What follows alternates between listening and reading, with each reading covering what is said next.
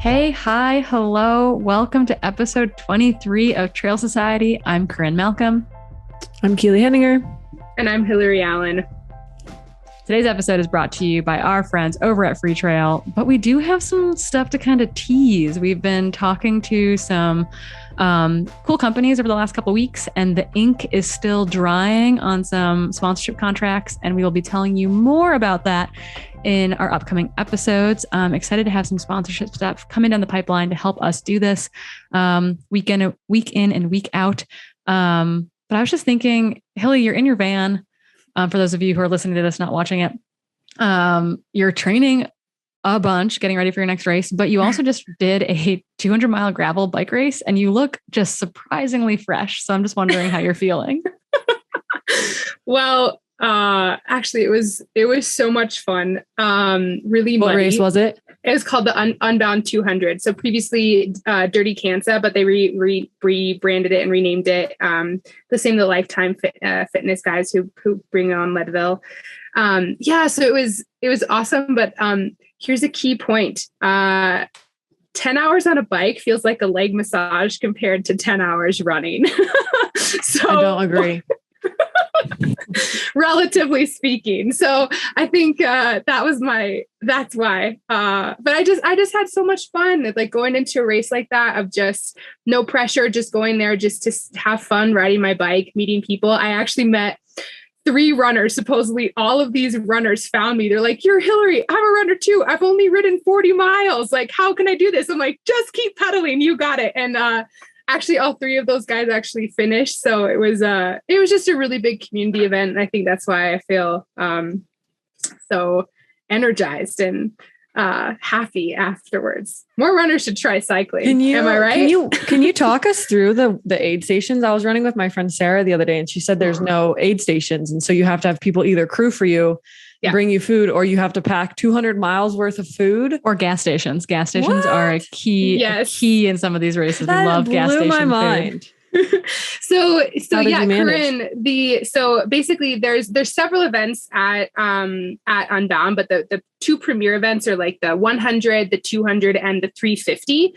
So the 350 actually is all self-supported. They have a route, but the self-supported, they use gas stations. So you don't have any checkpoints. Maybe they have one checkpoint where a crew can meet them, but all of it is self-supported. So they have to go into like the little gas stations in Kansas. But for me, even in the 200-mile race, we only had 2 checkpoints. So, and they're about 80 miles apart. So I had to bring enough water and enough food for 80 miles worth of riding, which it took me about 13 and a half hours for this race. So, 6 or 7 hours worth of food for myself and water. So it's actually really good practice for ultra running. I wore my little running pack. I got to do like the cool little swap out. So it's like, it felt a lot like TDS because Corinne, if you remember, we had 3 aid stations, right, in TDS, and you were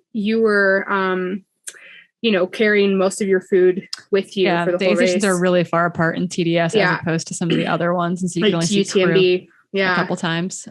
You're like, okay, bringing a bladder and a filter flask and call exactly. It good. And so that's what I did. So the gravel bike racing, everyone wears kind of the backpacks with the bladder, and then packing your bike with little snacks. It's interesting to eat on a bike because I can't let go of the handlebars. So versus a lot of people would say it's, probably easier to eat in a bike race for particularly in this style of a bike race because real food, because you can actually digest food because you don't have the jostling effect that you get from running specifically. There's like a different hormonal release due to that, but it also seemed really, I was following along. I had other friends racing. I had one of my friends was there kind of mechanicking for the EF boys for Alex and for Lachlan. Nice. And it seemed like it was really muddy and that there were, there's always mechanicals in this race. And for those of you who don't know, in bike terms, a mechanical is when you have a mechanical failure. It's a flat, it's, your derailleur falls off. It's, sometimes it can be horrifying.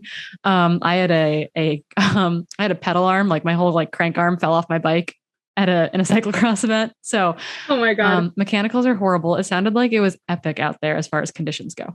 It was so epic. Like, so they always talk about, the rain, because it's like monsoon season in Kansas in early June. And so the roads had flooded. They had to reroute some of the course for the 200 and the XL people.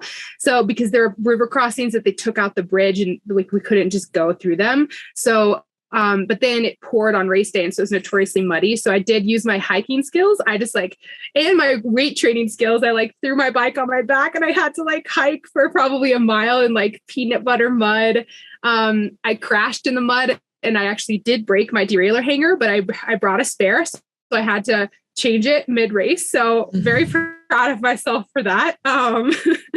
But it was epic. I was seeing people's chain breaks in front of me, bikes just not working anymore. I had to dunk my bike in a river. Pretty standard, I think. Pretty standard bike racing, for gravel racing. The mud looked particularly epic this year, which is great. That's so cool. It looks like such a fun event, and I do think they just do a phenomenal job putting it on, and people cover that distance crazy fast as well. It's super impressive. My gosh. I know they had a lot of Olympians and, Tour de France riders. There's quite a field of people who came over from Europe to compete in it too. So it was just an incredibly deep. A European won the men's race. An Argentinian woman won the women's race. Her partner is American. She trains over here a lot, Sophia. It was cool to see. I'm jelly. I'm ready for race season. You guys have to come. Do we think gravel racing is going to get picked up in Europe soon? They're trying. And there's a bunch of disconnect though between Kinta Trail and ultra running. Mm-hmm. There's a disconnect as to who owns what and what's important and there's a big international governing body for cycling, and it encompasses most cycling disciplines, including downhill and enduro and cross country mountain biking and BMX and road riding and cycle, all the things. It covers all of it. And gravel was kind of this stepchild sport in which it wasn't owned or it wasn't under the International Cycling Union. And so now there's this big battle as far as they're trying to make it official. And there seems to be a lot of pushback in the community who don't really want that, who kind of what they're doing and their own thing. So I think that that's going to be maybe the difference there as far as if it becomes if there's a World Series that's governed by the International Cycling Union, that could be a whole thing. So look at us. Bike News 101. People are like, what podcast am I listening to? Okay. We'll get back to running, but we wanted to catch up with Hilly on that. Thanks. Not a ton of racing to talk about. So we'll start with the news. And I signed up for the women's newsletter from SportsWire, which has just been great. I'm being cued into things that I haven't seen or I've missed elsewhere.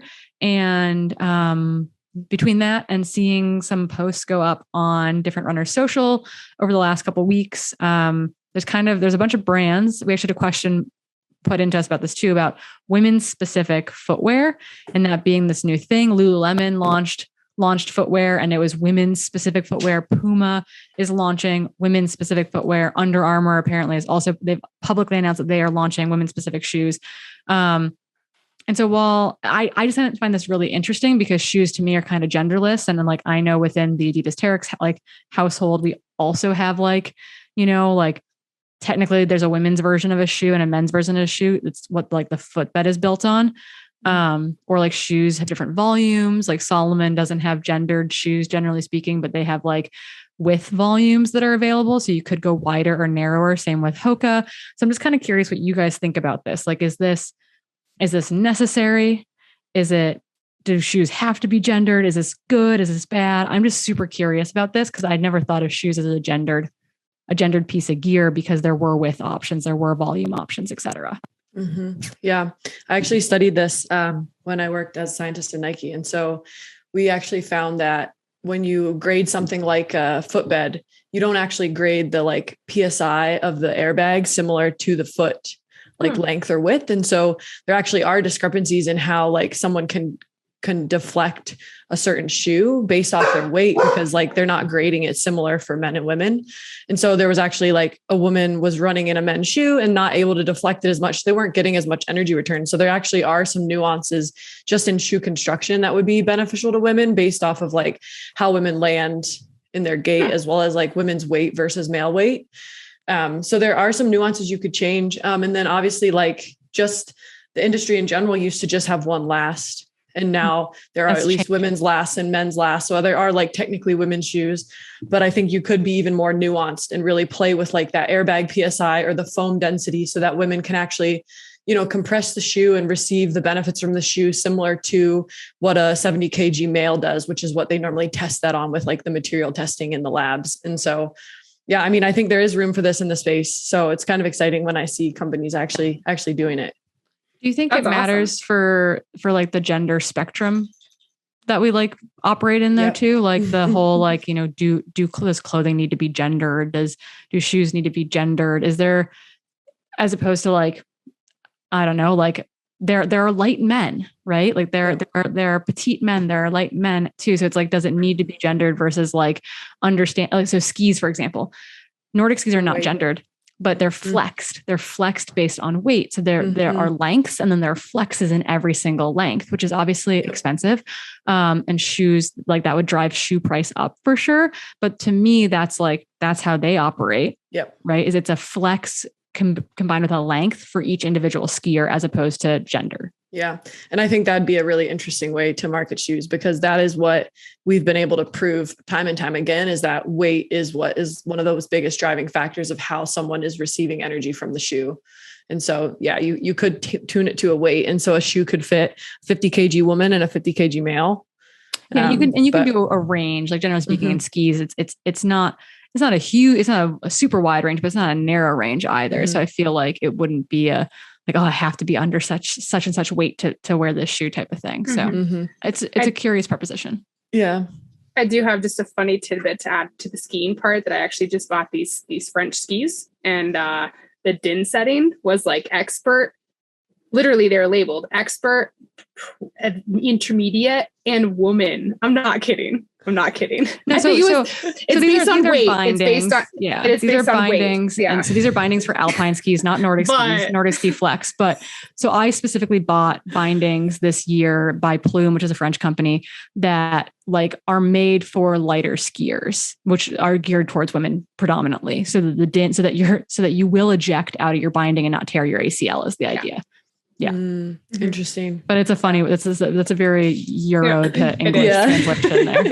You're either an expert or you're a woman. I know, I looked at it, I was just like, what? Yeah, but it's exactly, it's on kilos, but And then another thing, Corrine, that we were talking about the other day is around pregnancy, right? And we know that women's feet change during pregnancy. A lot of edema happens during pregnancy with all of the differences in water retention that happens.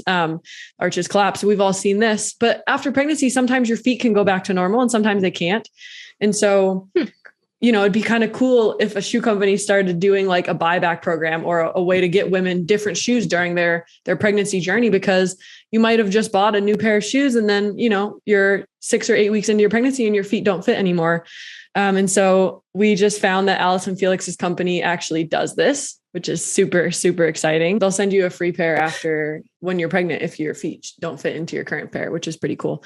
And I just think it's kind of shocking. I did not an extensive Google search, but I did a relatively good Google search. Couldn't find another mainstream athletic shoe company that does this same kind of maternity return for their footwear. So other brands, you got to get on board with this.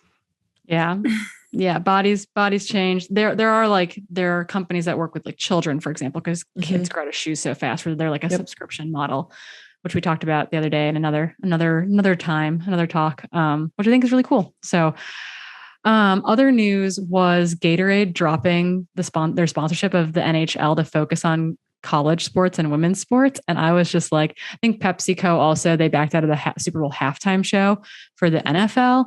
And that money's being redirected to a couple places. They're haven't been completely transparent with it yet, but Gatorade dropping the NHL was like, that's huge. That blew my mind. Yeah. I love that you put this in here. I hadn't heard that. And so digging into who they said they would allocate some money to, one was at a prep school for men and female athletes, where they actually like advocate for increasing financial literacy and improving mental health before athletes go to college. So it's a really cool prep school to get people ready for school. And then the second thing they were funding was Angel City Football Club, which is actually a really new National Women's Soccer League team that was founded in 2020. And they're supported by like Mia Hamm, Natalie Portman, Serena Williams, a total like slew of badass women. It's like a women's owned, first ever women's owned women's soccer team, which is so cool. So cool. And one of their like biggest ethos is to send a strong message to young girls in the community and beyond to empower them to start sports. So kudos to Gatorade for that. Yeah. And the last piece of news that I found that I just like, it came up on my Twitter feed. I get a bunch of journalism stuff that comes through due to people that I follow. And there was a big expose because it's the 50th anniversary for Title IX. And so there's this big Title IX expose that basically was like, hey, is Title IX like, we're not really doing what we're supposed to be doing. Right. And it was this huge, long Twitter thread, an article on USA Today, which I do not have a subscription to, so I can't have the whole article, basically where schools are skirting the intent of Title IX by doing things like inflating women's rosters to make it look more balanced. I tweeted back at the author and I was like, actually, like this was common knowledge when I went to school. Is this not common knowledge? Like, I'm super confused here. Like the MSU ski team, they would have to cut the men's roster down to like 7 skiers every year. So there'd be a bunch of freshmen that would come in. And by the time that like official practice started in the fall, she would have to have like cut the men's team down. And basically any woman who wanted to ski for MSU could be on the ski team. And you were on the roster, independent if you ever came to practice, independent if you ever raced a collegiate meet, like you were on the roster. And so they did that with the ski team. They did that with the track and field team and the cross country team, all to try to balance the men's football program, basically, because MSU was like small Division I. And so the football team was really, really important. And so this to me was common knowledge, but it seems to like be this huge, like country, like, I mean, nationwide issue within the college program. And then Keely, what did you pulled some stats together, and I just thought it was really fascinating. Oh my goodness. Yeah. Well, I think like to you, it was common knowledge. To me, it was not common knowledge, but I think what was shocking about this report is they found that it was over 100 public schools that were doing this roster manipulation. And one of the biggest sports that they could do this manipulation through was track and field, because you can actually count an athlete for all three sports. You can count them for indoor track, outdoor track, and cross country. And most teams were counting every single female 3 times, but they were only counting the males once, so that they were really inflating the women's cross country team and deflating the males. And then one thing I found that completely blew my mind is that schools are allowed to count male practice players as female participants. What? Yeah. Oh, someone's getting fined by the NCAA. This is epic. Very interesting. Yeah. I mean, we also, we had a women's golf program, but not a men's golf program, while we had both men's and women's tennis. So there's all these different ways where schools will intentionally like manipulate rosters and manipulate teams, in order to be NCAA compliant under Title IX, which is not the intent of Title IX whatsoever. So it's baffling. We'll link this. We'll link the article in the show notes if you can get access to it. But they did a bunch of analytics on it, which I think would be super cool. What do you think, Corrine or Hillary, what do you think is a good like solution to this problem? Because football in general is a larger team than some other sports. And so I guess what is the right solution here? Because there's always going to be a little bit of a skew, at least if a school is primarily driven by their football team. Yeah. And so I guess like, I don't know what the solution is, but this sounds a little bit silly. Yeah. Like it's not like, I mean, so I guess there's other ways, right? There's generally not a men's volleyball program where there's a women's volleyball program. There's generally, gender equal basketball programs. So I don't know if it's like, including just other women's sports in order to balance it, as opposed to artificially inflating rosters. I guess intentionally inflate rosters. I'm all for that, right? Just have more women on teams. That's great. But that's not what the intent is here. Yeah. I'm pretty sure I was counted even after I wasn't in school too. I left in 2010 to pursue biathlon full time. And I'm pretty sure I stayed on that NCAA roster for cross country running and for cross country skiing. So, right. Like if they were recruiting more women because they wanted to bolster their roster and make their roster better, then I'm all for that. But if they're just putting women on the roster because they're injured or they're not even on the team just to get numbers high, that seems a little silly. Yeah. I think our cross country ski team, she always framed it not as the like, I mean, I think she was Norwegian. So she was very blunt and straightforward with us. I think she just straight up told us that we like had to have a big team for Title IX, but she said the outcome of that was that not, it wasn't cutthroat. There weren't 9 girls racing for 7 traveling spots. We had 30 women, maybe let's say that 15 or 20 of us were training together regularly. So it made it less cutthroat in the sense that like, it wasn't like, oh, you're the one person not making the traveling squad. And so we had a really good team dynamic the whole time I was there. And I wonder if, and she like, it seemed like she like thought that was a very genuine thing to do. So it's like, I don't know. I'm very curious as to like what's going to happen, because clearly teams are being audited now and they're going to be fined by the NCAA for doing this. And so I'm not sure what the repercussions are going to be there. Give us all your answers. Tell us, help us group think this one. Let's cover Zegama results because they're super exciting. We're going to shout out some upcoming races that we'll be covering in the coming weeks. And then we're going to dive into some fun Q&A style questions today. So who wants to be really excited about Zegama? I will. Okay. Oh man. Did anyone watch it? I was watching it. And before we get into the awesome results, I do want to say that like 10 minutes of like live feed on Killian. I know Killian's awesome, but like I was a bit disappointed with the lack of women's coverage on this race. But anyways, Killian, he had his 10th win and a new course record, which is just insane. So 3:36. And this is Davide, right? He's the Italian. I missed an E in there. Yeah, Davide Maganini. He's the French, the Italian ski mountaineer, skimo guy. He's super talented as well. So he's only a few minutes behind, 3:39.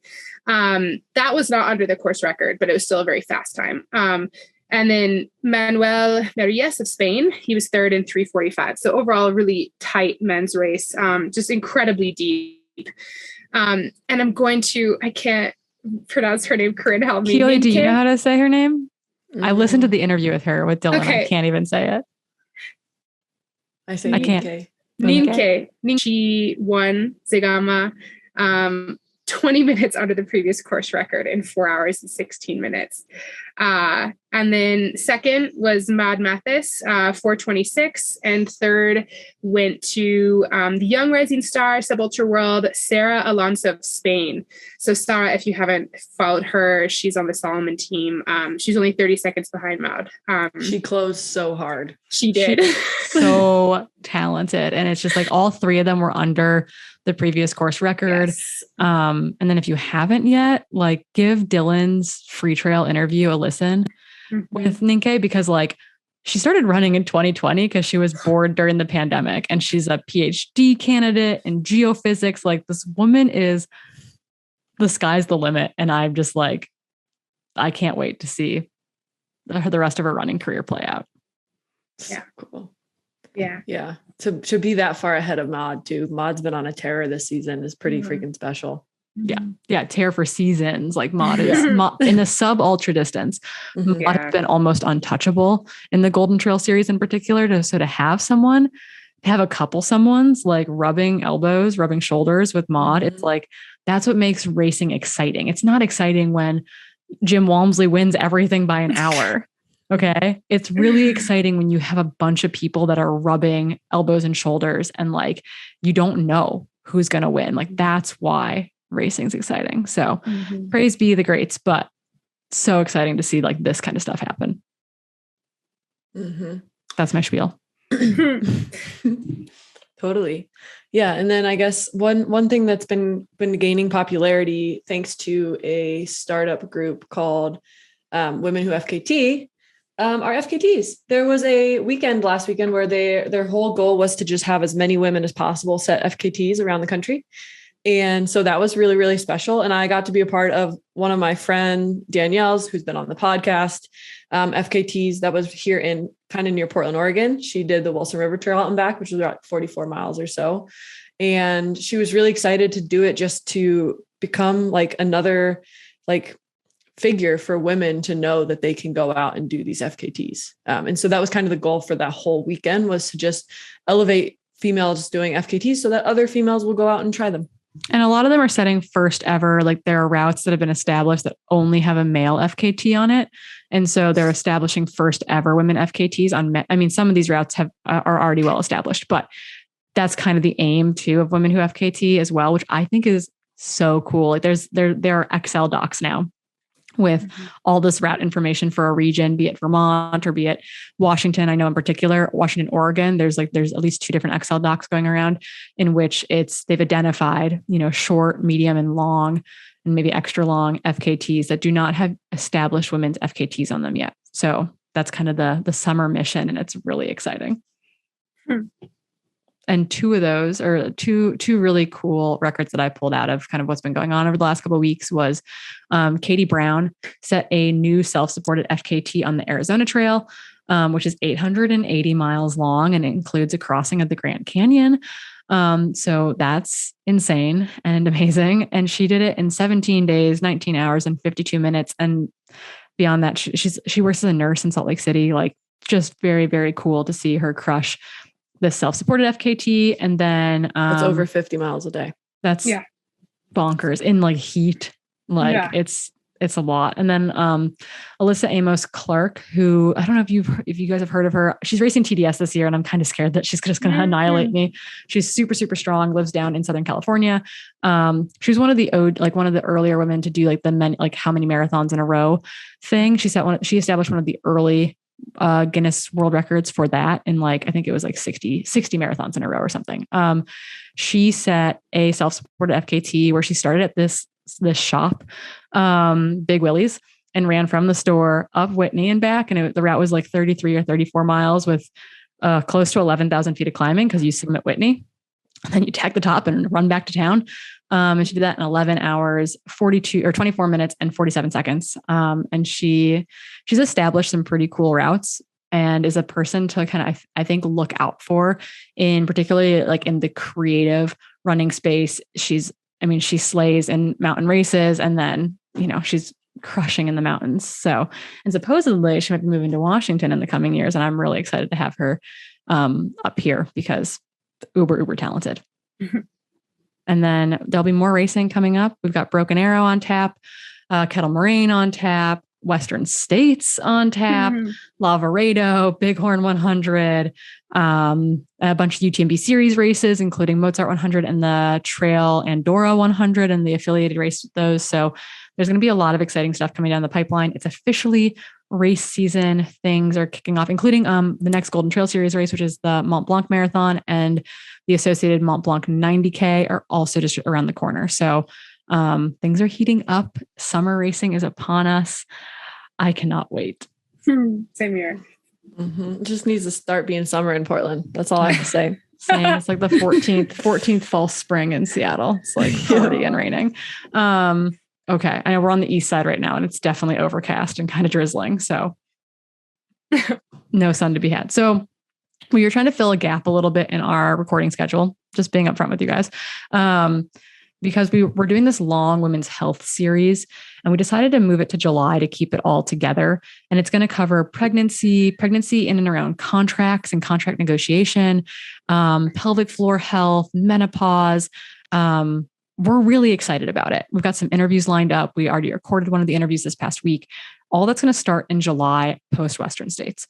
And so to kind of fill our gap between now and our Western States recap stuff, we wanted to try a new format. And that's kind of this Ask Us Anything format that we put out the call on social media, on Instagram. Thank you, Instagram followers.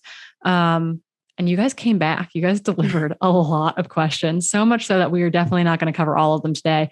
But we kind of split them into 2 categories, kind of, big, meatier, meat and potato style ones, and then some shorties that we'll do rapid fire at the end here. But then there were a bunch of questions too that we were really intrigued by, and are questions that we want to spend more time on, and we'll probably dedicate part of a show to. So stay tuned for that stuff coming down the road. But yeah, let's get into it. Keely, you want to kick us off? So the first category we're going to touch on is navigating the running community and friendships. I feel like we got a lot of questions around this, primarily around how do you join new running groups and how do you get over the feeling of being left out or feeling excluded? And then how would you balance running friends versus other friends? So either of you have insight into that? Moving to new places is scary. Yeah. That's what I was going to say. She should start it off, Corrine, because you're just moved. So yeah. And actually one of the questions that came in was phrased in the like, well, not for pro runners, for like normal people. And I'm like, oh, we're all weird, normal people. Like it's not easier as a pro runner to make friends. Actually, I think it's harder to convince people to run with me because they think I'm going to run really fast and I don't run very fast. So jokes on them. Moving is scary. Breaking into a trail community can be scary. Things can feel cliquey. But I think it's like, you got to put yourself out there, and that's harder as we get older, right? Like I joke that it's so hard to make friends as an adult that I like, whenever I see like a person running around the same time as me, I want to be like, oh, like, can I get your number? Like, I'm not being weird, but like, you want to run sometime? So I do think it's really hard, but I do encourage athletes when they're moving or when they're going to be in a new place to reach out to, it's kind of like cold calling people, people maybe that you've been following on Instagram or showing up to group runs, run out of your local running store. You'll find someone that you click with, that you jive with. Look for local workout groups, like local track, like adult track programs. When I moved to San Francisco, I joined a bunch of the West Valley running workouts. I got my butt handed to me on the track, but I got to meet a bunch of people. I went to this San Francisco running company runs and I got to meet a bunch of people and kind of slowly find my rhythm and my groove.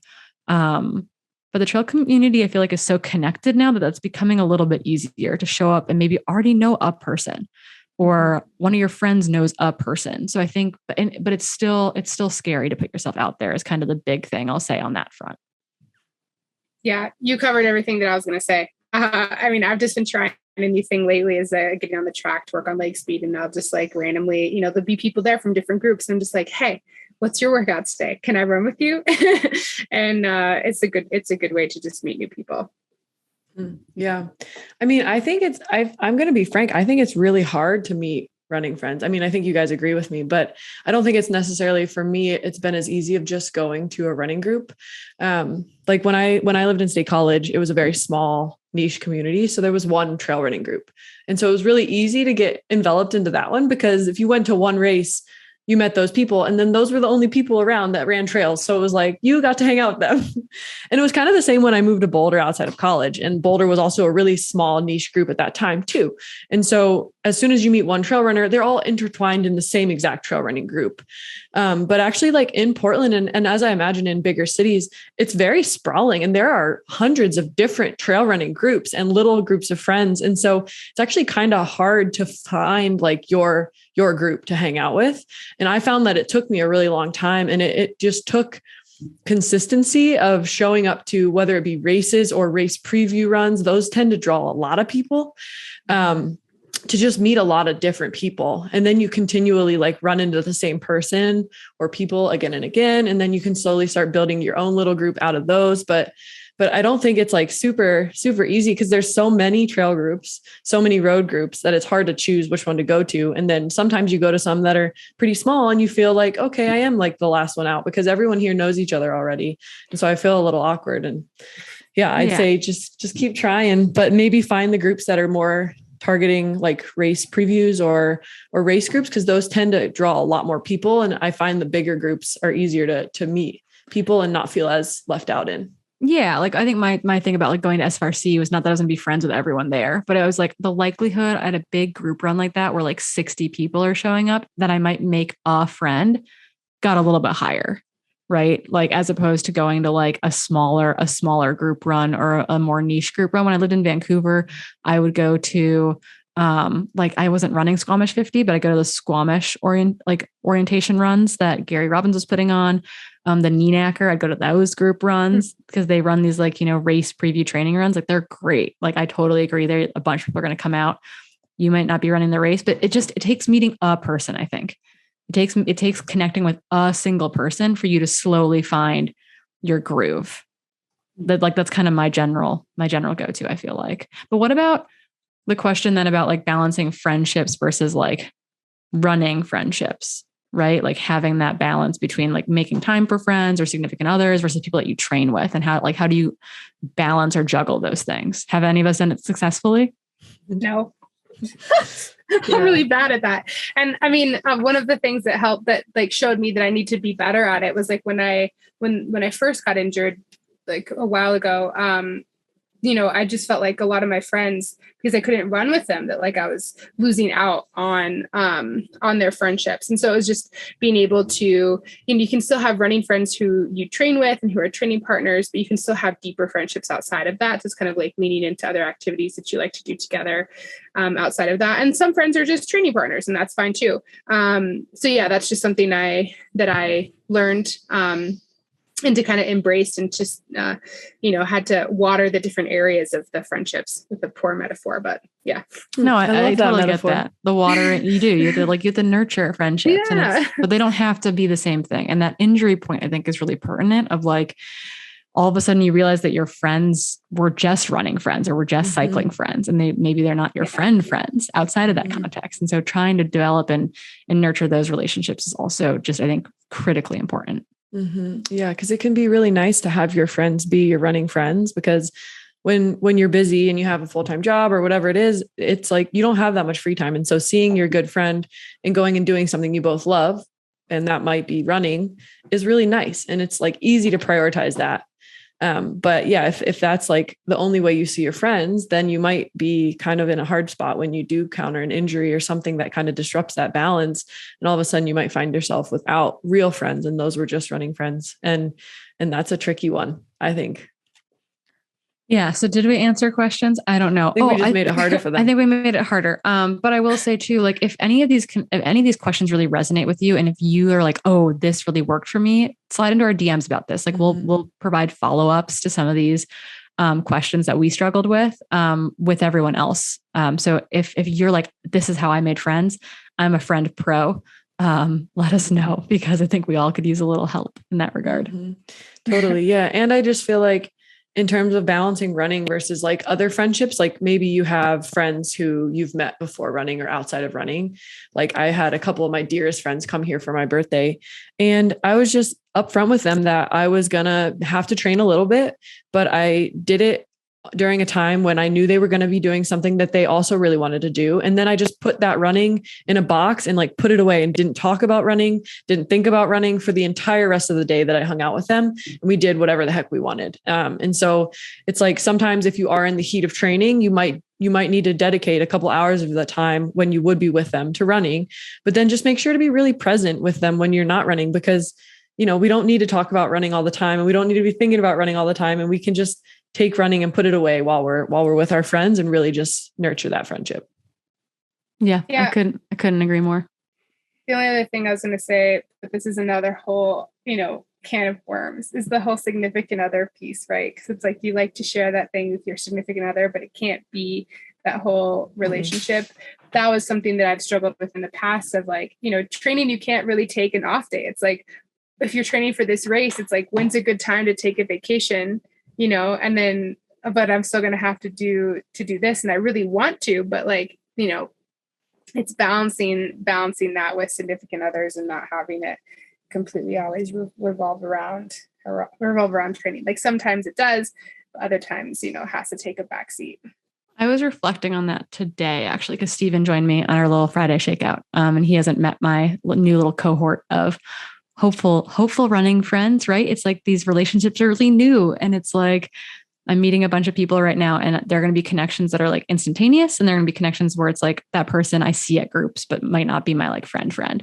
And so Steven came today, and I was thinking about how when I lived in Bellingham, Steven and my running friends like did not overlap at all.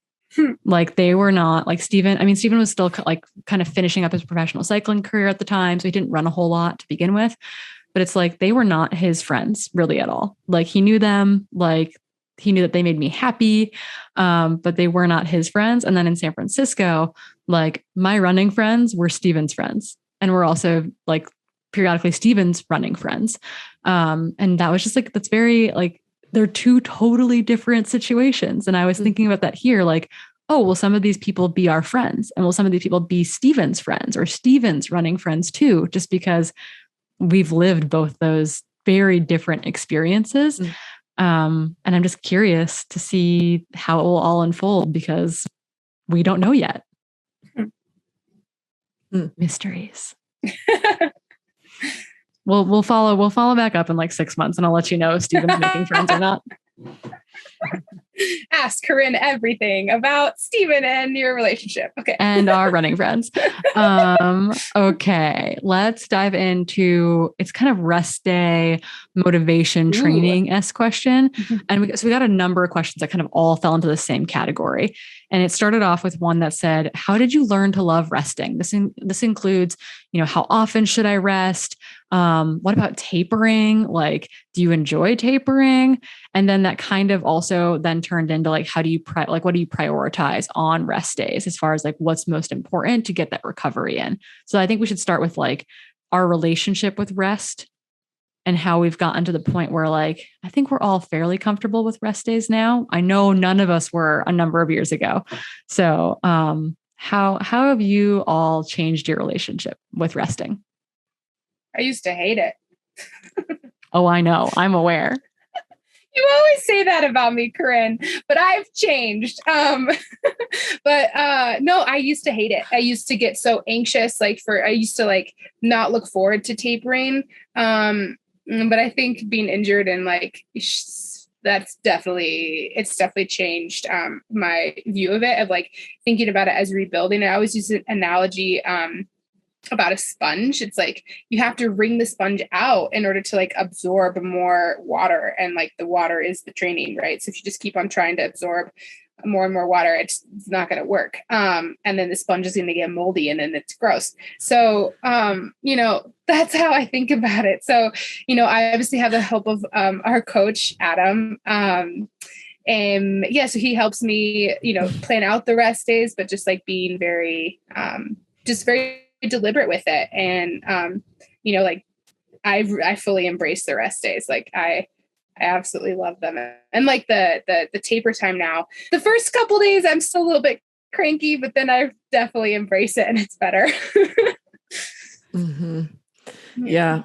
I mean, I think for the beginning of my career, I was in the same boat as you, Hillary. It was like, if I was given a rest day, I most likely wouldn't take it. And if I was coaching myself, I did not give myself any rest days. I would say things like, oh, I just did an easy 12 miles. Like that's not a rest day. No, that's like a Keely, big day for me. It's just absolutely absurd. But I think it just comes with time, and like you're seeing other people take rest days, and maybe you accidentally take one rest day and then maybe you feel amazing the next day. And then slowly you start listening to people that you're working with, and you're seeing that, oh, maybe I'm not feeling as fatigued anymore and I'm not getting as injured. And I'm taking this rest day that I never used to take before. And just seeing how it makes you feel is pretty profound, because I feel like as soon as you actually start prioritizing rest, whether it's a full rest day or just resting in between your training sessions, you can start running at a totally different level. And so you realize that all that time where you were just training to no avail, where you gave yourself no rest, you were just at this plateau that was so far below your potential, but you had no realization that you actually could go farther than that. And so, yeah, I think it takes time, but yeah, you have to realize that you need the rest in order to make all of the adaptations of training. And so if you want to actually improve, you do need to prioritize rest into your training. And whether that's every week or every 2 weeks or every 3 weeks, like it completely depends on your training cycle and your balance with work and life stress. Because, if you have a full-time job and you have a lot of life stress and you're trying to run a lot, you probably do need that weekly or every 10-day rest day. Yeah. I think initially, like I did get to myself, I cheated initially and I said, okay, today for training, I am resting. That's the only way I could do it, because I had this like anxiety mindset about it of like, well, I'm not trying hard enough if I take a rest day, or like, if I'm not training today, someone else is training today. And I got lucky, both lucky and I don't know, being overtrained is not lucky, but I got to witness older teammates of mine when I was doing biathlon, like take rest and like have a beer and like build a deck for the day instead. And so and they were the best in the world, like they're world championship medalists. And I was like, oh, okay. Like if these guys are doing this, like it's okay to rest. Like I can chill out. And I've always needed a coach for that reason. I've always, in college, my college coach didn't give us mandatory rest days. She gave us optional rest days. And so I would never take it because it was optional. But I would feel myself get really tired. And I would go to my roommate, Tyler, and I'd say, Tyler, I think I need a rest day. Will you tell me to take a rest day? And he'd be like, yeah, Corrine, take a rest day. And then I could, if as long as I had like permission to take a rest day, I could do it. And so I've always needed a coach, not to like pep me up, but to tell me to chill out a little bit. And so I think that sometimes that's really helpful to have friends, or someone in your corner to kind of help navigate or help give you permission, help tell you that that's an okay thing to do. Cause I think that's part of it, the anxiety mindset. And then recently I'm in a bit of a scarcity mindset where I'm like, my schedule is so out of whack because I'm traveling and like we moved, that I have this terrible scarcity mindset where I'm like, well, if I don't train today, like I'm going to train today because I don't know if I'm able to train later this week. And so then all of a sudden I'll have like a string of 14 days in a row of running, which is probably too much, definitely too much for me. Not probably too much, definitely too much for me. But because I have this scarcity mindset of not knowing when I'm going to have to take a rest day, be forced to take a rest day, I just don't rest. So I also need my coach to be like, hey, chill out, take a rest day. If we have to take an extra rest day because of life, that's okay. So it's not easy, but do what you need to do in order to get it done, be it talking to someone else or listening to your body or a combination of both would be pretty ideal. Yeah. And I guess like to that, like on that note, what do you prioritize during your rest days? Because I feel like a lot of people wanted to know that as well.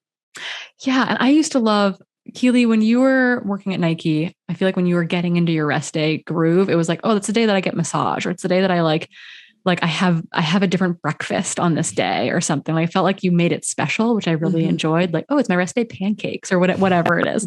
So I do think that like make it a special day. Like don't make it. I mean, mine's like, oh, it's my appointments day, which is not that special. But I do think like I try to prioritize sleep every day, but I think it's like, you know, you got to make sure you're still fueling, even if you're not training. I just try to stay off my feet. I'm like a busy human. So for me, it's like, I don't wear my watch all the time, but on my rest days, oftentimes I do, so that I'm like, oh, or like looking at the Oura ring for like step count to be like, oh, okay. Yeah, no, I moved too much today. I'm like trying to prioritize my like staying off my feet and being gentle to my body on those days so that I can be psyched and ready for the next day of training. Yeah. And another thing too, that I've kind of incorporated into just daily life, like even if I am training, is like not necessarily just having one rest day, but incorporating rest into the days that I'm training, because I feel like that also helps me kind of think about it as, okay, it's not this thing that I get to do every, week or like once a week or, once every 10 days or whatever it is. It's about, okay, like this is something that I need to get used to doing all the time. And what is that? For me, it's a lot. It revolves around like sleep and nutrition, like trying to prioritize those things even on a daily basis, and then pay even more attention to it on those rest days too. Perfect. Yeah. I find I'm actually way hungrier on rest days. I don't know about you guys, but I'm like normally starving on rest days. Well, rest days fall after like maybe I've had like 2 big days of training too, oftentimes. So it's like I'm not necessarily the most hungry on those days because you have all these things that are released that say like don't eat, body.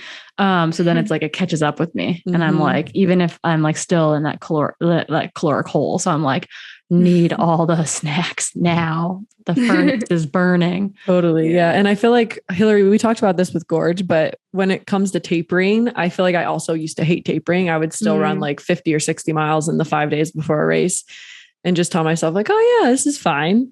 But tapering is so important because you want to be the most rested and the most ready for the race that you possibly can. And that's making sure you're getting to the race recovered and rested. You want to have a glycogen store so that you're not depleted when you go into the race. So you don't want to be depleting all of your glycogen stores by running way too much like the days before the race. And so again, tapering, I think just came with time for me as well, because before I was just a mental head case before races. And now I actually got called out by JT the other day for being like, oh, you don't eat nearly as much as you should when you're tapering. But I was working on it, and I was letting him give me like second plates of food, because I do think like it is still a tricky time for me where you're used to just running so much and putting so much of demand on your body. And all of a sudden you're not. And so it is like this weird feeling because a taper can be like, a week and a half, 2 weeks where you're just sitting there with all this energy that you've built up from all the fitness. Like that's when you catch up on life. That's when you like do a little house project. That's when you like, I don't know, you've got like a final exam or something. Like there's good ways to spend that energy. Okay. I think we should dive into our next question, which is related. It's another training question. Yep. It's kind of a multi-parter. Keely, you want to explain it to us, or Hillary, sure. Someone? Keely, you got the first part, then I'll do the first part. So the first part around training is asking us to talk through how we balance road versus trail running in our training. And then how do we actually prepare for like really technical races and get better at like downhill technical running? Mm-hmm. So, I mean, I think it depends. I think more and more like a lot of trail runners, like there's a lot of crossover from road getting into trail and ultra distances. So I think a lot of people take that structure and they bring it into their training for trail running, which, running is running. It's not that different. So, I incorporate road running to work on leg speed, right? I think that's important. But the majority of my training is on trails, right? It's based on where I live. But a lot of athletes that I coach, they can only run on trails on the weekends. So the majority of their training is road. But I think that can actually be good if we're talking about translating to a technical race, because for technical races, the biggest thing that you can do, a question we had was getting better at downhill running. How do you get better at downhill running? And it's a matter of leg speed, like quick little steps. So I think there can be some turnover and some crossover between those two different, between road, we're like, oh, well, if I'm training for a trail race, I should run on the trails all the time. Well, leg speed is still important, and it can help you with various things, including technical trail running. Yeah. And also like run what you brung, right? Like it's not all of us have trails out of our back door. Mm-hmm. Not every day is going to be convenient to get to trails. Like you kind of have to run with what you got. Mm-hmm. And I think sometimes like there's probably an extreme, like I need to be cautious where I now live, that if I go to the trailheads every single day to run, like I'm probably going to be on slower terrain almost too much. And so like I have to be intentional. Like I intentionally ran flatter this week, like sought out flatter trails, because otherwise like I'm doing maybe more hiking than I want to be doing. I'm a big fan of hiking, and I've got races that will need that, but it's kind of like having that balance, I think. I coach so many runners who like live in Texas and train for UTMB because that's what we do. So I think, and you can successfully run those races, living in flatter areas, living without great access to trails. I do think you have to be more intentional about getting out on the trails, like getting in those long runs on the trails, maybe even getting like an intensity session out on the trails. But it doesn't need to be every day. Like I think you can really balance that there. And I came into trail running from a ski background. So I'm a person who really loves my 10-minute miles. I'm all about that like low heart rate, kind of easy running. And then the ultras I did early in my career were all faster ultras in my mind, Leadville, Western States, things that are very runnable and necessitate leg speed in a lot of running. So I've actually spent a lot of time on like gravel towpaths, pretty flat, but like softer surface stuff to try to build that efficiency and that leg speed. So I think that there's value akin to what Hilly said. There's value to that type of terrain as well, for sure. Yeah. I think the only thing I would add is that I think you can balance both really well. And I think there is one advantage to keeping roads into your rotation is that you can get better leg speed on not technical terrain, right? And you can really work on running economy. And so I think one thing that is really important for training for trail races is doing interval sessions or speed work. And not everyone is strong enough or has the ability to do speed workouts on the trails without, injuring themselves or even having the access to that during the week. And so having roads to be able to do that on is pretty important. Mm-hmm. Yeah. Yeah. And so another question that we got, and I think this is a really important one about training. So how do you mentally not compare yourself to others? I mean, we all love Strava, but sometimes if you post your run to Strava and then you look and you see what other people are doing, you're like, what the heck? I was just feeling good about my run. And then either you got no little like quick with QOMs or like whatever, and then or someone does something more than you. Does that bother you? How do you not compare? someone stole your local legend and you're like, that's not fair. I don't live there anymore. I don't run TAM 8 times a week now. Exactly. Yeah. Or, if you're leading up to a big race, Keely, right? Like there's a ton of people running Western states. Like, how do you not compare your training to their training? So yeah. Yeah. I mean, I think a lot of that comes down to trusting yourself and trusting your coach. Mm-hmm. And like, I just trust my coach wholeheartedly that he has my best interest and my best fitness in mind. So I can't compare myself to others. And I think one thing that's really helped me is living in the Pacific Northwest. My GPS is always haywire. And so I'll get people, I kid you not, will tell me to my face that I'm slow. They'll be like, wow, I watch your training and like, you're pretty slow. So I was pretty shocked, like when you ran that race. And I'm just like, this is why we can't compare ourselves to others, because we don't know what their watches are doing, where they're running, what kind of terrain it's like, how they're feeling that day. You know what I mean? Like, it's like somebody might go take some of your crowns, but that might've been a super hard workout for them and they might be peaking for something, or you might be showing really slow mile paces, but your GPS could be wacky, or you could be running on the most technical terrain in the East Coast that there is and picking yourself through routes the whole time. And so I think it's just, you can't really compare yourself to others. You don't know where they are in their training cycle. You don't know where they are in relation to you in your training cycle. And so you have no clue where they are and how they should be performing in relation to your times. We're also individuals and we have different needs, right? Like not everyone is high mileage. Not everyone is low mileage. Not everyone does a ton of intensity. Some people need a lot of intensity. Like it's so different. And so I think it's real, like, to me, that's the important part too, is like you copying someone else's training doesn't mean it's going to work for you. We've watched really good athletes destroy themselves trying to copy someone else. Mm-hmm. So I think that's a huge, I don't know. And it's a huge factor in that. Yeah. And then the other thing that I've been talking to a lot of athletes about is like, you can't compare yourself to your former self either, right? Like you're a different athlete every season, every day, every year. Like you got to give yourself, like, I don't know, go with grace, like give yourself some, like, I don't know, pat yourself on the back, be kind to yourself a little bit. I think we're all our own worst enemy and we can be pretty critical. So use applications with like Strava with caution. I think they can be really great tools to connect with your community, to monitor your own training, to, have some fun chasing Strava segments. But I think that the other side of that is that comparison trap. So just be careful. Mm-hmm. You get to choose what you consume. That's the big thing here. You get to choose what you consume on any platform. So choose wisely. And actually, I kind of want to go down into this rabbit hole, if you don't mind, Hillary, just because I feel like you can just touch on it. But yeah.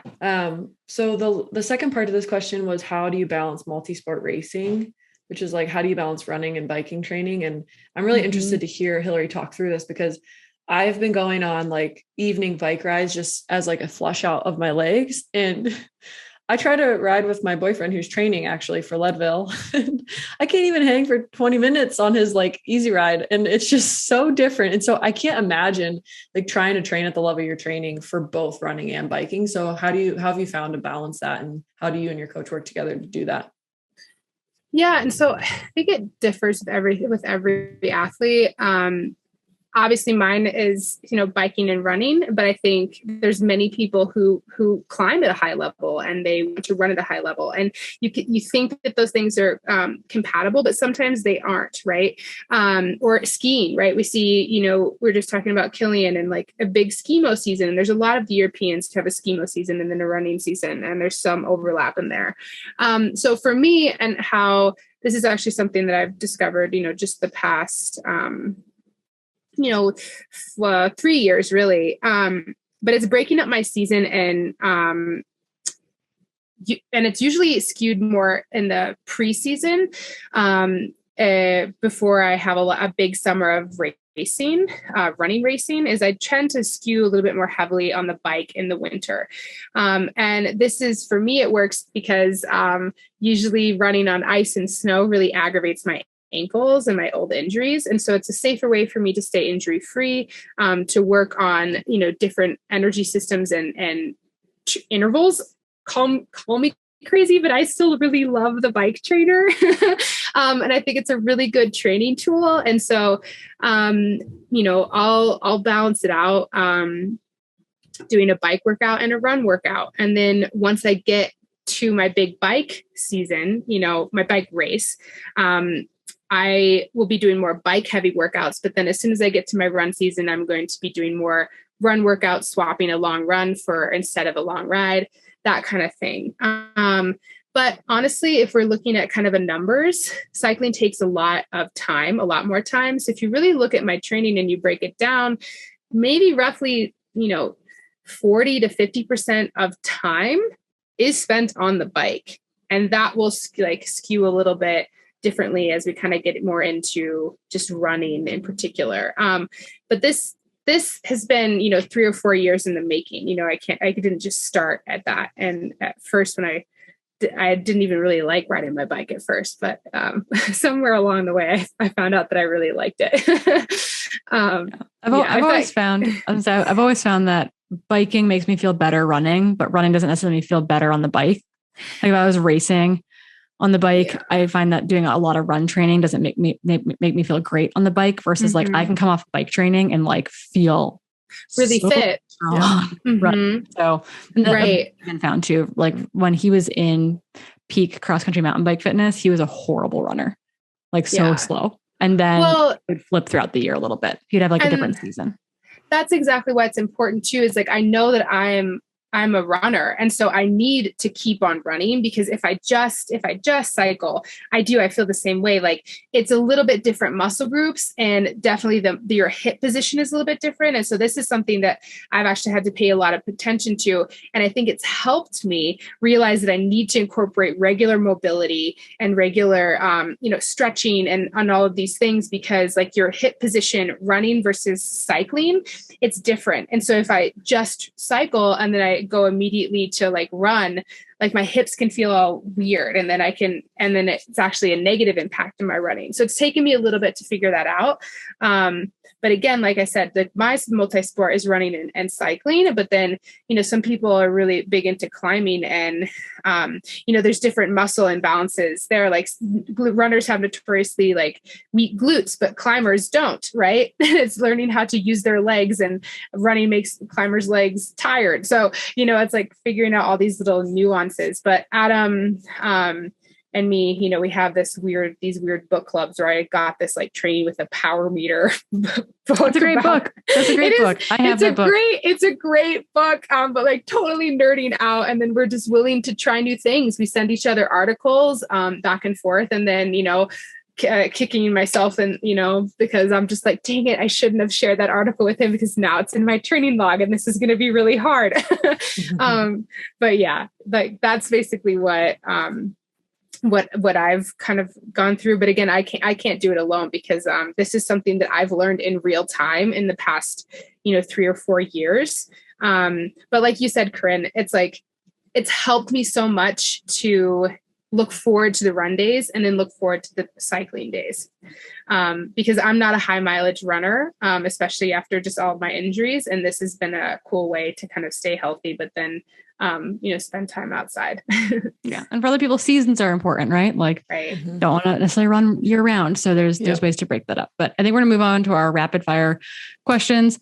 The first one's not quite so rapid, but then we'll get going. I'm just going to read them and then we'll just kind of, why don't we say, I read it, Keely, you give the first response, Hillary, or we can go back and forth between the two of you giving first responses and then I'll chime in. But here we go. Rapid fire. The first one's kind of slow. What do you wish you knew before your first ultra that you know now? That you're supposed to fuel during an ultra race. I'll keep it short. Perfect. Start cold. Don't wear pants on your first ultra in the desert. Poop happens. My response, poop happens. Sometimes you just got to go to the bathroom. Don't wait. Just go to the bathroom. As soon as you have good shelter, do it. It's not better to wait. Favorite race? Western States. Mount Olympus Marathon. Oh, nice. I'm so far, I think Madeira Island Ultra, the one that I just did. Damn it. There's so many. Can I change my answer? There are favorite ones that we will not have had yet. And that's, I think, the hardest part. Oh, okay. Yeah. Okay. Spandex or split shorts, i.e. baggy versus spandex? Baggy. I'm going to just say for a race, I would say split shorts. I'm a spandex person because I need that inseam. You give me that 5-6 inch inseam, my legs don't chafe, and I'm a happy nugget. Split shorts are always too short for me. I meant to say spandex, but I said split shorts. I was going to say, I've seen both of you wearing spandex all the time. Spandex all the time. I only wear the baggy shorts. I started wearing spandex for track workouts. It makes you feel fast, though. I wear split shorts for track workouts, and I wear spandex for racing. I just don't want to chafe. That's all. That's what I'm here for. I like the pockets. I love the pockets. How often do you run alone? All the time. Yeah, I'd say like 90% of the time. Yeah, I'd say that too.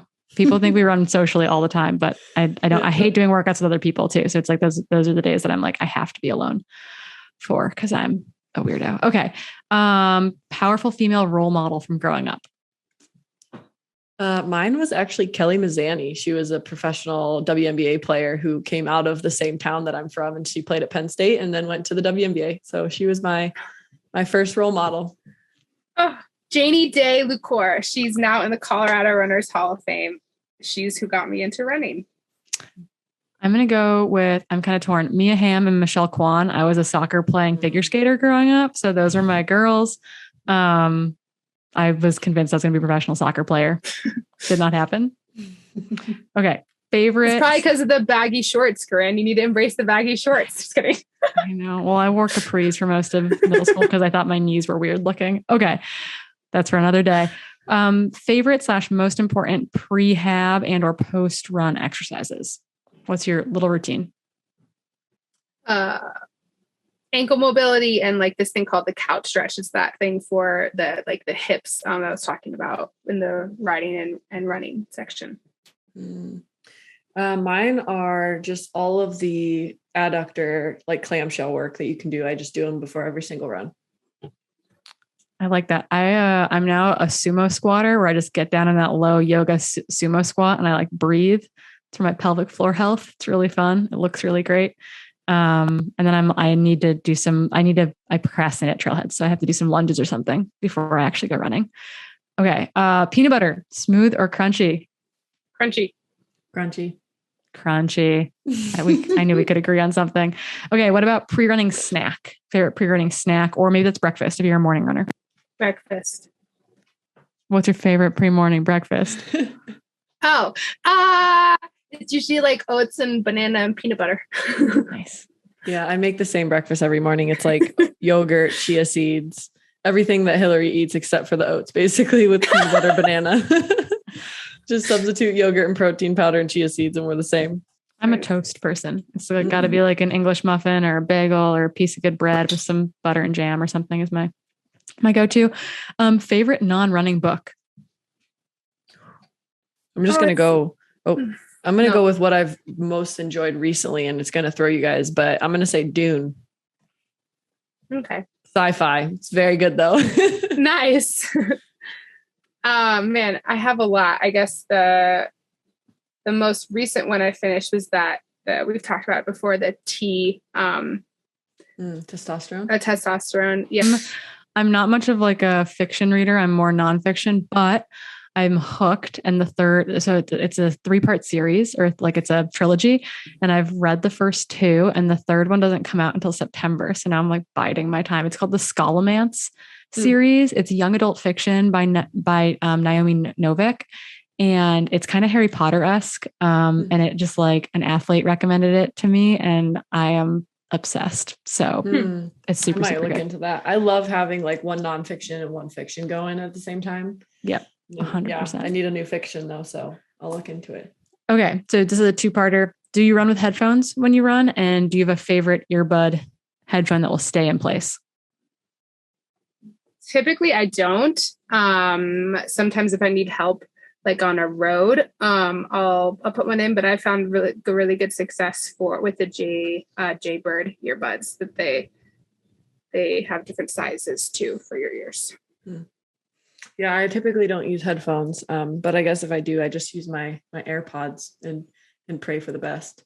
Yeah, I'm a podcast listener when I run because I'm an Uber nerd. And I'm also a Jaybird fan, but Jaybird went under, I'm pretty sure.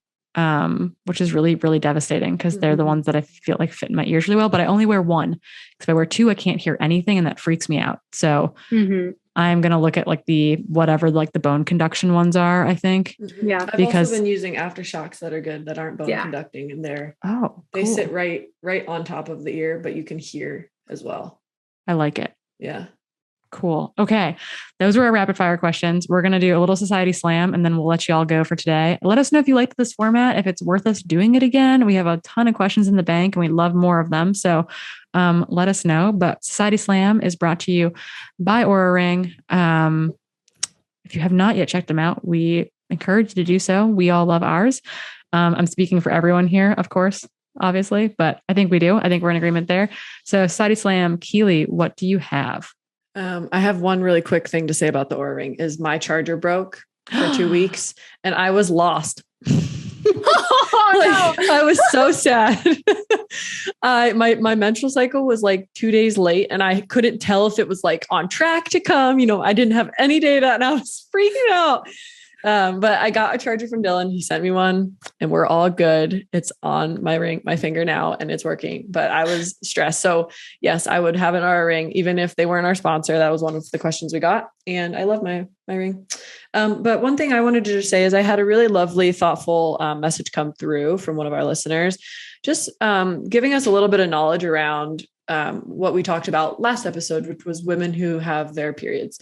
And it was really it was really eye-opening for me because she sent through like 5 or 6 articles that I'll link to a couple here in the show notes, just talking about how we could actually word that in a more inclusive way. And so first off, I wanted to just apologize to the group that listened to last week, is if we offended anybody for calling out women who menstruate instead of people who menstruate. We just want to say sorry.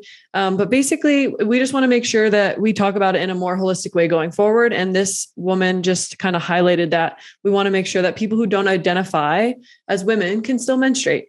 And we hope that the trans and non-binary feel that their bodies are not wrong and that there's going to be menstruating in multiple types of bodies. And so just kind of want to call that out. And I'll link to some of the articles that are really interesting. And I'm really happy to have learned a lot about that because I was unaware. Yeah, we got a ton of opposite flack for my menstruation article with I Run Far. We used gender inclusive language by saying like people who menstruate, and we got such like vitriol from random internet trolls on Twitter and on Facebook about that, about like, you mean women? And we're like, no, because other people can menstruate. Yep. Like people identify in many different ways and many different bodies can menstruate. So it's people who menstruate. So that was great that a listener wrote in about that. It makes me feel better about the vitriol we got for being inclusive. Yeah, White House has gotten pushback. So it's not just you. That's good. Well, J.K. Rowling, she's got some other issues. I know, but I will link to a couple of those articles. Cool. Hillary, what do you got? So I think this is like, we got a lot of questions. At least I did on my channel. I'm sure you both did too, about talking about, the aging athlete and what that means for recovery, men versus women, but also, when people who are older and running ultras, what that means, for them. Right. And when does this kind of like endurance, right, that we always talk about, why do we see, women who are 38 and, masters athletes still crushing it in ultras and all this other stuff. So, specifically, I wanted to shout out to, someone who messaged me, and she says she's a 52-year-old female who's diagnosed with osteoporosis in her lower back, and she's been a runner since she was 16. And so she would just wants to, for us to touch on like topics like this. And I think it could be a really interesting topic for the future. Yeah. And we're going to cover menopause. And so I think that'll be kind of our first version of digging into that a little bit, perimenopause and menopause. But you're right. The aging athlete is super fascinating, like regardless of gender. So definitely stuff for us to touch on moving forward. And then mine's a follow-up, the sports bra follow-up. And basically, as soon as I got that question and we put it out to all of y'all, well, one, you did a great job. I got a bunch of different advice into my inbox for various, there are a lot of boobs, exclamation marks in my DM. And then a lot of really like interesting, like variety of size and shape boob, like sports bra advice for different boobs. But at the same time, I Run Far put out this super, super, super comprehensive sports bra review. I think they used like 60 reviewers or something. One of my recommendations would be for anyone who's really interested in this too, to flood the comments there, because it's a good way to continue a dialogue about this with everyone together. And so if you're a sports bra curious, if you're having a hard time with chafing or breast density affecting support, like following up there might be a good way to continue this dialogue on a different platform. So that would be one bit of advice. And then what I got a bunch of like, kind of mid-sized busted women. I'm going to say B cup. It's kind of where I fall for the most part too, is the Lululemon Energy Bra and the Sanita Sarah Bra was pretty good for there, limited, like no chafing and good support. For the C and D cup ladies, I got a recommendation for the Run and Rabbits Utility Bra or Utility Bra. It's got a higher neckline. They found that really supportive. And then for the D plus crowd, I got several people that wrote in about the shock absorber bras, which are designed for larger breasted individuals and provides a lot of support. So all pretty interesting things. We do know that, breast size and shape and breast density affects how they move, which is a weird thing to think about and a weird thing that I just called them they. But, that's kind of what we've got thus far. Thank you to everyone who followed up with me on that. And then, I'd send you over to the I Run Far best sports bras for running thing, because everyone's going to have differing opinions. And I'd be curious to know kind of how your opinions stack up. And I'd encourage you to share them there, because that's really, really good to continue that dialogue. And we're going to put that in the show notes. I think that's it. Thank you for bearing with us in this new format. Slide into our DMs. Let us know if you liked it. Let us know if you hated it. That'd be great too. Subscribe, like, review, all that stuff helps us out a lot. Share it with your friends. And until next time, we'll see you on the trails.